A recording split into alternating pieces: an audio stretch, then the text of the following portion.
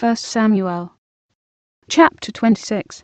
And the Ziphites came unto Saul to Gibeah, saying, Doth not David hide himself in the hill of Hachilah, which is before Jeshimon? Then Saul arose, and went down to the wilderness of Ziph, having 3,000 chosen men of Israel with him, to seek David in the wilderness of Ziph.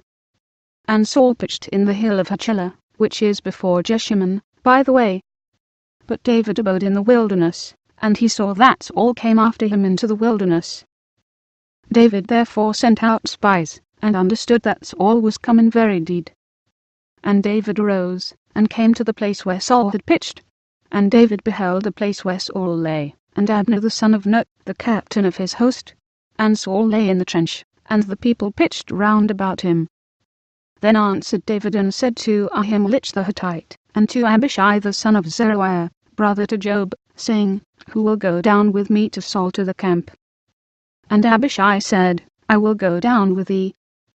So David and Abishai came to the people by night. And, behold, Saul lay sleeping within the trench, and his spear stuck in the ground at his bolster. But Abner and the people lay round about him. Then said Abishai to David, God hath delivered thine enemy into thine hand this day. Now therefore let me smite him, I pray thee, with the spear even to the earth at once, and I will not smite him the second time. And David said to Abishai, Destroy him not, for who can stretch forth his hand against the Lord's anointed, and be guiltless?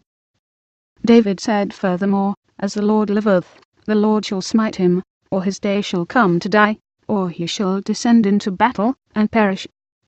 The Lord forbid, that I should stretch forth mine hand against the Lord's anointed. But, I pray thee, take thou now the spear, that is at his bolster, and the cruse of water, and let us go. So David took the spear and the cruse of water from Saul's bolster, and they gat them away, and no man saw it, nor knew it, neither awaked, for they were all asleep, because a deep sleep from the Lord was fallen upon them. Then David went over to the other side, and stood on the top of an hill afar off, a great space being between them. And David cried to the people, and to Abner the son of Ner, saying, Answerest thou not, Abner? Then Abner answered and said, Who art thou that criest to the king? And David said to Abner, Art not thou a valiant man? And who is like to thee in Israel? Wherefore then hast thou not kept thy lord the king? For there came one of the people in to destroy the king thy lord. This thing is not good, that thou hast done. As the Lord liveth, ye are worthy to die, because ye have not kept your master, the Lord's anointed. And now see where the king's spear is, and the cruse of water, that was at his bolster.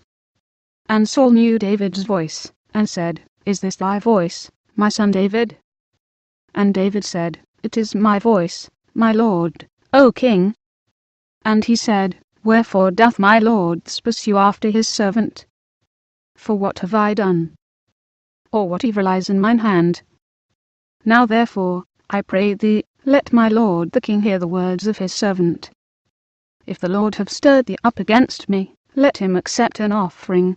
But if they be the children of men, cursed be they before the Lord, for they have driven me out this day from abiding in the inheritance of the Lord, saying, Go, serve other gods.